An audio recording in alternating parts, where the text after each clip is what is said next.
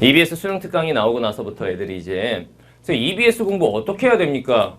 어떤 사람들은 화법, 작문, 문법 여기는 안 풀어도 된다고 그러고 문학만 하면 된다고 그러고 정말로 문학만 하면 됩니까? 비문학은 안 풀어도 됩니까? 책이 3권으로 나오다 보니까 애들이 그런 질문 굉장히 많이 합니다. 그러면 3권 중에서 저는 문학만 사서 풀래요. 이런 애들이 일단 많은 것 같고 그런 스타일이잖아. 화법, 작문, 문법 솔직히 이거 안 풀어도 되잖아요. 막 이런 식으로 지들 마음대로 될 수 있는 한 공부의 범위를 줄여보기 위해서 아주 이것들이 최대한 공부의 범위를 줄이고 싶지? 그러면 안 됩니다. 정확하게 여러분들이 EBS가 수능에 어떻게 연계되는지를 알고 그 방향을 잡아서 공부를 해야 되는 거지. 단순히 그냥 여기저기서 말만 주워 듣고 야 EBS는 문학만 하면 된다더라. 그러니까 나는 문학만 할 거야. 그러다가 비문학 연계가 더 많이 되면 그거 누가 책임질 거야?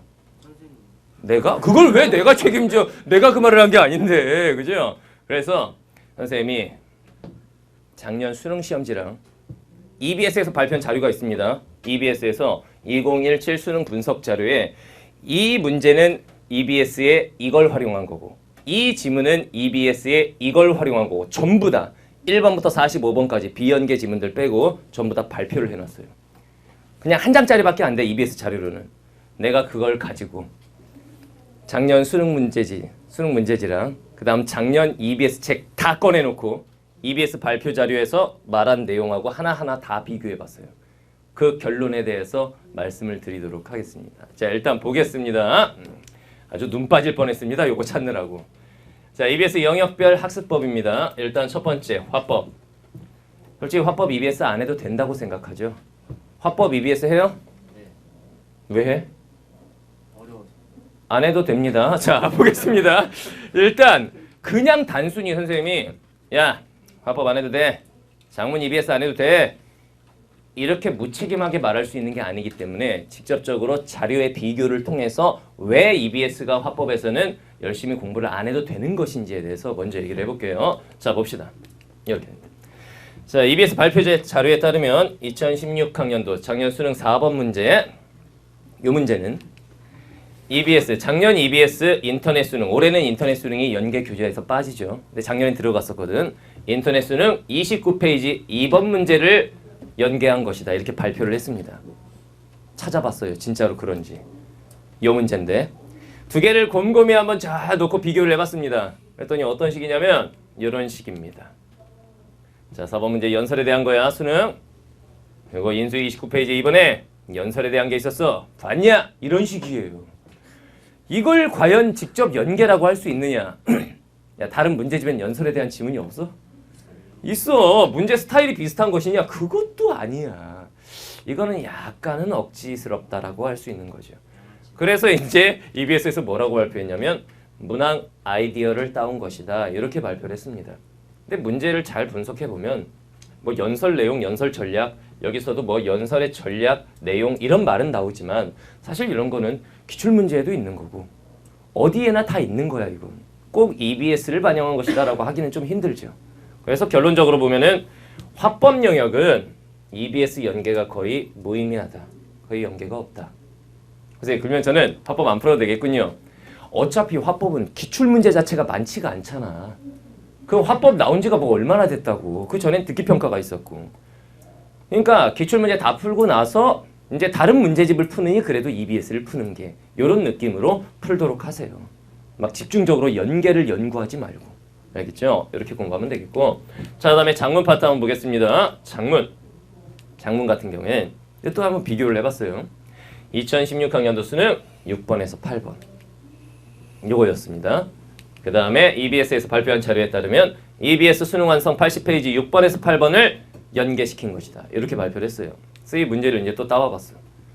겹치는 내용이 뭐가 있느냐 보니까 작문 상황, 여기도 작문 상황, 인터뷰 줬지? 전문가 인터뷰 봤냐? 이런 식이에요. 이것도 약간 억지에 가깝다고 할 수 있죠. 그죠? 그래서 여기서 뭐라고 발표했냐면 또 EBS에서 문항 아이디어 딴 거야. 이렇게 발표를 했어요. 결론적으로 작문 파트도 이제 어떻게 되는 거야? EBS 연계는 작문 파트에서도 큰 의미가 없다. 그냥 뭐 EBS 문제집 한번 풀어보는 정도면 되겠다. 이런 얘기입니다. 알겠죠? 자료 비교해보니까 알겠죠? 이 연계의 실질적인 의미가 뭔지를. 자, 그다음 문법 같은 경우에 문법 한번 보겠습니다. 자, 일단 작년 수능 시험 14번 문제였는데 B형 14번이었죠. A와 B 공통 지문으로 출제가 됐었고 공통 문항으로.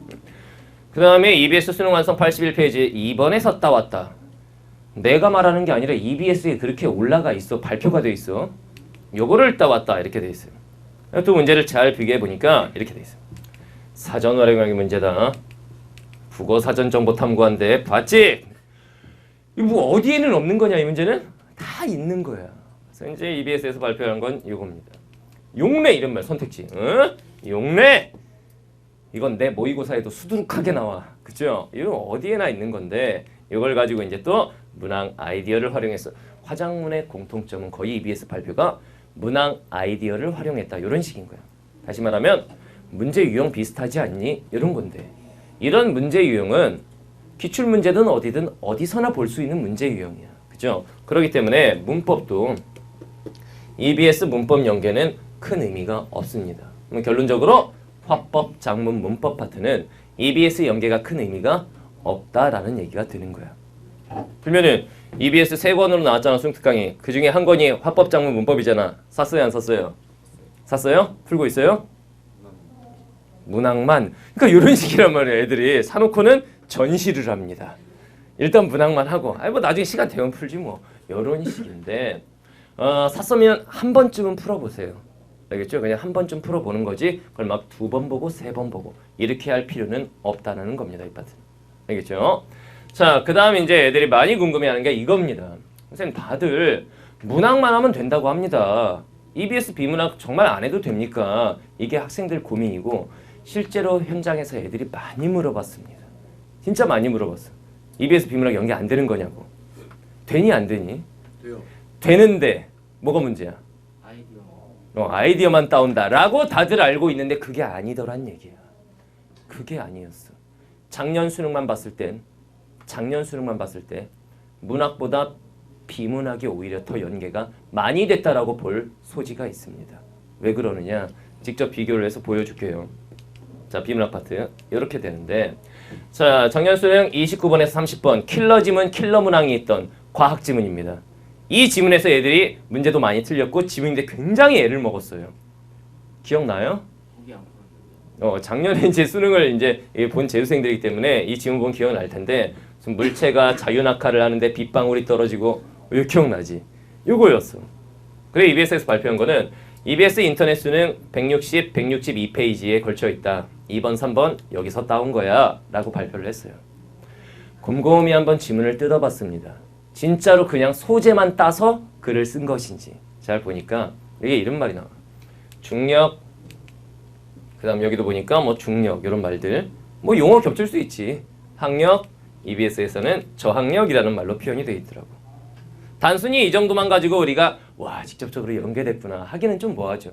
그런데 내용을 더 찬찬히 뜯어보니까 분석적으로 읽어보니까 자 일단 수능에 나왔던 부분 간단하게만 선생님이 읽어줄게요. 글씨가 잘은 안 보일 텐데 그냥 읽어줄게.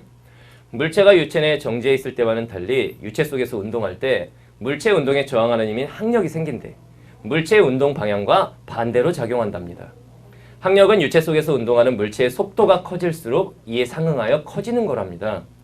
항력은 마찰 항력, 압력 항력이 있는데 유체의 점성 때문에 물체 표면에 가해지는 항력으로 점성이 크거나 표면적이 클수록 커집니다. 막 이런 내용들이 나와 있어. 그러니까 무슨 물체의 단면적이 클수록 커진다 막 이런 내용이야. 비교해봤어요. 보니까 이런 말이 나와요. 일반적으로 물체가 공이나 물과 같은 유체 속에서 운동할 때 물체에 미치는 유체의 저항력은 물체의 운동 방향과 정반대 방향으로 여기 보면은 매칭이 되죠. 지금 내용이. 즉 물체가 공기 중에서 수직으로 떨어지고 있다면 공기의 저항력은 아래에서 위로 작용할 거고 물체가 공기를 달리고 있다면 공기의 저항력은 물체가 달리는 방향과 반대 방향으로 작용할 것이다. 이 내용을 그냥 부연 설명한 거야. 물체에 미치는 저항력은 물질이 통과하는 유체의 밀도가 클수록 물질과 유체와의 접촉 단면적이 클수록 물체의 속도가 빠를수록 더 크다. 이 내용 봐봐. 표면적이 클수록 단면적이 클수록 속도가 클수록 내용이 거의 똑같습니다. 거의 똑같은 내용을 다루고 있어. 이게 가장 어려운 지문이었는데 작년 수능에. 그죠? 여기서 끝나지가 않아. 단순히 그냥 우리가 비문학 안 해도 돼 이렇게 생각할 게 아니더란 얘기야. 다른 부분을 보면 이런 말이야. 빗방울 낙하를 이제 예로 들었어. EBS에서 이 수능에서 EBS에서도 빗방울의 낙하 현상에 대해서 예를 들었어. 좀 빗방울 뭐 어찌라고요? 내용을 살펴보면 이런 말이 나와. 빗방울의 속도는 내려가다 보면 일정해지는데 이렇게 일정해진 속도를 종단 속도라 한다. 종단 속도에 대한 개념 설명이 쭉 나옵니다. EBS 그 부분을 한번 찾아봤어. 이런 말이 나와. 낙하하는 물체의 속도는 일정해지는데 이렇게 일정해진 속도를 종단 속도라고 합니다. 그 다음에 내용 거의 똑같아. 거의 직접 연계라고 볼 수 있고 여기에서 1등급이 결정됐단 말이야. 작년에. 이렇게 보면 여러분들 그냥 막연하게 야 어차피 비문하고 니네 연계되는지 몰라. 비문학 안 해도 돼 라고 말할 수 있는 거냐? 그렇게 말할 수 없다. 이게 결론입니다. 이게. 여러분들은 그냥 막연하게 얘기만 듣고 하잖아. 그냥 주변 친구들이 야 문학만 하면 된대. 그러면 나도 문학만. 공부 범위 줄이니까 얼마나 좋겠어. 그게 아니거든. 또 선생님들이 야 EBS는 문학이나 연계 느낄 수 있지. 그냥 문학만 하면 돼. 그러면 난 문학만. 그 인생은 누가 책임질 거냐. 이거 아니란 말이지. 이거 알겠죠? 실제로 보니까 그게 아니더라라는 거야. 자, 그래서 결론이 뭐냐. 지문을 직접적으로 활용한 이런 지문들이 있어. 물론 다른 지문들 같은 경우는 어떠냐면은 소재 연계라고 해가지고 내용은 약간 다른데 들어가는 키워드들이 좀 겹치는 이런 지문들이 나머지 지문들의 형태였어. 그래서 문학은 안 그럽니까? 문학도 다 보여줄 거야. 한번 봅시다. 결론은 EBS 비문학 학습 누구도 안 하려고 하지만 EBS 비문학 학습은 중요하다는 게 나의 결론이다. 이건 내 생각이 아닙니다. 실제로 지금 지문 대 지문을 비교해서 보여줬잖아. 해야 된다. EBS 비문학 학습 해야 됩니다. 이게 결론이에요. 보니까 여러분들이 평소에 생각했던 거랑 다르지 이거. 그죠? 이렇게 된다. 자, 문학은 어떻습니까? 오히려 문학에서 작년 수능에서 뒤통수 깠다. 여러분들 잘 봐요. 그렇게 수능에서 뒤통수 깠는데도 그냥 맹목적으로 그래도 나는 문학만 안 된다는 얘기입니다. 잘 봐요. 문학이 어떻게 나왔는지. 자, 문학은 이제 좀 영역을 쪼개보겠습니다. 현대시 두 작품은 작년에 완전 비연계로 출제가 됐죠. EBS에서 아예 없던 지문들이 나왔습니다. 현대시는 비연계. 그나마 문학에서 현대시가 연계가 되면 부분을 딸 수가 있니? 그 짧은 시의 부분을 따? 그게 그대로 나오는 거잖아. 근데 그게 연계가 작년에는 안 됐어요. 올해도 안 된다라고 말하는 게 아니야. 작년에는 그랬단 얘기야. 애들 통수 친 거지 그러니까. 그죠? 그리고 고전 시가가 연계가 됐는데 이런 식이었어.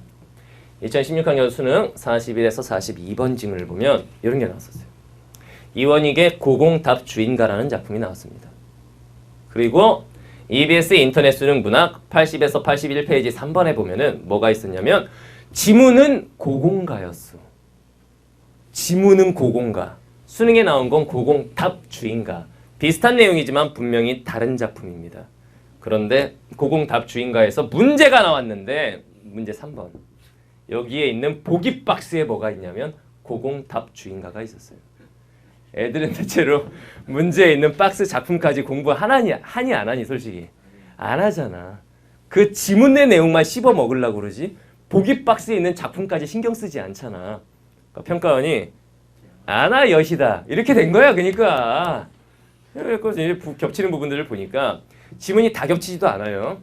이 부분, 이 빨간색 친 이 부분과 이 부분의 내용이 겹칩니다 지금. 근데 지문은 고공가였고 보기 박스에 있던 작품이 고공답 주인가였어. 그죠? 이렇게 연계를 해버린 거야. 그래서 보면은 지문 활용을 했다. 그렇죠. 지문 활용한 거죠. 그죠? 그래서 결론이 뭐냐? EBS 시문학 학습은 중요한 게 맞습니다. 보기 박스에 나오는 작품까지. 알겠죠? 이걸 공부했던 애가 만약 이 부분을 제대로 공부를 했어. 시험장에 갔더니 딱 그 작품이 나온 거야. 당연히 연계를 피부로 확 느끼겠지. 그러니까 역시 시문학은 EBS 학습을 열심히 하는 게 중요한 거야. 자, 그 다음 볼게요. 산문학인데 그러면 이제 소설이나 극문학 이쪽을 말하는 거죠. 자, 일단 뭐는 뺐냐면은 토끼전이라는 작품이 출제가 됐는데 AB 공통으로 토끼전이라고 하면은 수군가 어떤 내용이에요? 약간 그 토끼가 그 용궁에 토끼가 용궁에 가서 왜 놀러 갔어? 아니요. 그 임금 왕의 그 간을 용왕의 간을 빼려고 토끼가 무슨 소리라는 거예요. 토끼의 간을 빼먹을 뻔했잖아. 근데 그 내용인데 이제 수능이 나왔죠. 어떻게 나왔니? 호랑이 나왔어요. 애들은 굉장히 당황했을 거예요. 첫 부분에 자라가 호랑이의 입을 내다물고 막 호랑이가 나와버리는 거예요. 그리고 지문이 EBS랑 단 한 글자도 겹치지 않게 나와버린 거야. 이렇게 출제가 됐어요. 그죠? 그 다음에 이제 윤은길의 9켤레 구두로 남은 사내 이런 작품이 이제 작년에 출제됐는데 그것도 이제 EBS에서 연계했다고 해서 보니까 이만큼 있잖아. 한 줄 겹쳐. 한 줄. 딱 한 줄 겹쳐. 이런 거를 알고 공부를 하셔야 됩니다. 그래서 그나마 많이 겹치는 지문을 따왔어요. 산문에서.